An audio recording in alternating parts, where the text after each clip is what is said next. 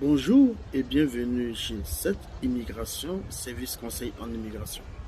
Mon nom est Septime Alexandre Daudet et je suis consultant réglementé en immigration du Canada. Aujourd'hui, je vais vous entretenir brièvement sur le programme de l'entrée express. Donc, l'entrée express est un programme d'immigration vers le Canada qui comprend trois sous-programmes, à savoir le programme de l'expérience canadienne, le programme des travailleurs qualifiés au niveau fédéral et le programme des travailleurs de métiers spécialisés. Aujourd'hui, je vais m'attarder seulement sur le programme des travailleurs qualifiés fédéral. Tout simplement fédéral parce que vous pouvez venir dans toutes les provinces du Canada, excepté la province du Québec. On pourra en discuter un peu plus tard pour le programme du Québec pour les travailleurs qualifiés.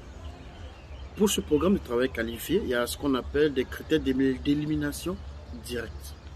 Premier critère, il faut que vous soyez en emploi, donc vous soyez travailleur, salarié. Ça, c'est le premier critère obligatoire. Ensuite, il faudra que votre travail fasse partie de ce qu'on appelle le FAIR 0, 1, 2 ou 3. Qu'est-ce que c'est que le FAIR? Le FAIR, c'est simplement ce qu'on appelle formation, études, expérience, responsabilité.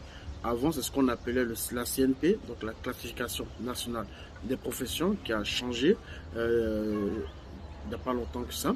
Maintenant, en faire formation, études, expérience, responsabilité. Donc, formation, FAIR 0, ce sont les postes de gestion, comme les responsables de publication, marketing, le directeur financier ou le directeur comptable. Le FAIR 1, ce sont tous les métiers qui nécessitent obligatoirement un diplôme universitaire. Là, on parle par exemple de conseiller financier, on parle de comptable, on parle d'ingénieur. Ensuite, le FAIR 2 sont des professions qui nécessitent généralement des diplômes d'études collégiales plus un apprentissage de 2 ans ou plus ou des tâches de supervision. On parle par exemple de techniciens réseau informatique par exemple ou de technologues.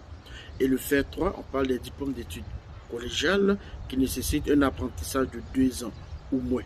Donc là, on va parler par exemple de boulanger-pâtissier. Ensuite, le deuxième critère d'élimination directe, c'est le niveau de langue. Donc, étant donné que le Canada est bilingue, vous êtes obligé de faire un test de langue. Donc, français ou anglais, ou les deux, tout dépendant de votre habilité à communiquer dans l'une de ces langues-là.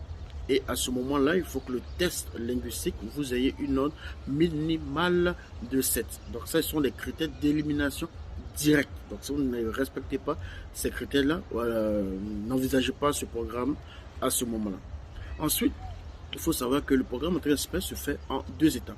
Il y a la première étape qu'on appelle la mise en bassin. Donc, pour être éligible dans la mise en bassin, c'est le critère minimum que je vous ai mentionné. Ensuite, il y a d'autres critères qui vous permettent d'avoir ce qu'on appelle un pointage. Donc, l'entrée express, c'est un système de classement par pointage. Donc, celui qui a le plus haut niveau de pointage est sélectionné pour présenter sa candidature dans la deuxième partie pour la résidence permanente. Et dans le système de pointage, il y a différents critères à prendre en considération, comme par exemple le niveau d'études, à ce moment qui rentre en considération, comme est-ce que vous avez de la famille qui rentre en considération. Votre niveau de test linguistique donne un certain nombre de points. Donc quelqu'un qui a un niveau 7 n'aura pas le même niveau de points que quelqu'un qui a un niveau 9 par exemple. Donc là, rentre en considération le système de pointage qui permet de classer les différents candidats. Donc celui qui a le plus haut point sera sélectionné. Et les sélections se font selon un programme déterminé par le gouvernement du Canada. Donc à chaque fois qu'une sélection est faite, on vous envoie une demande de proposer votre candidature, donc d'appliquer pour la résidence permanente. Et vous avez un délai pour répondre à cette lettre-là. Donc en gros, voici ce qu'on doit savoir au niveau du programme des travailleurs qualifiés fédéral.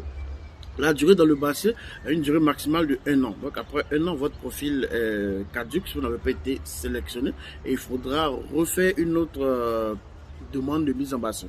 Donc il faudra refaire une autre demande, comme je l'ai dit, pour postuler pour devenir avec la résidence permanente. Donc les différents tests que vous aurez à faire, comme le test linguistique, est valable pendant 2 ans. Ensuite, il va falloir faire ce qu'on appelle l'équivalence des diplômes. Donc, vos diplômes qui sont des diplômes hors canadiens doivent équivaloir un diplôme canadien. Donc, il y aura ça à faire, donc l'équivalence des diplômes qui doit se faire vers une institution bien précise du gouvernement du Canada. Donc, il y a une liste des institutions qui sont accréditées pour faire l'évaluation des diplômes dans ce programme-là. Pour les tests linguistiques aussi, il y a une liste des établissements ou des structures qui sont habilités à faire les tests linguistiques. La durée du traitement du dossier, tout part d'abord de la mise en bassin. Il faut déjà être sélectionné. Et cette sélection-là a une durée maximale de 1 an. Si au bout d'un an, vous n'êtes pas sélectionné, il va falloir refaire une nouvelle candidature l'année qui suit. Par contre, une fois que vous êtes sélectionné et que vous répondez à la sélection, la durée en moyenne est de 6 mois. Je ne peux pas vous dire 5 mois ou 10 mois ou 8 mois, mais la durée moyenne est de 6 mois pour avoir la résidence permanente. J'espère que j'ai répondu à toutes vos questions dans cette petite vidéo. Les prochaines fois, je vais parler au niveau du programme de l'expérience canadienne et le programme des métiers spécialisés. Pour plus de détails, vous pouvez toujours nous joindre à notre cabinet 7 Immigration, service conseil en immigration. Vous avez nos contacts dans la description de la vidéo.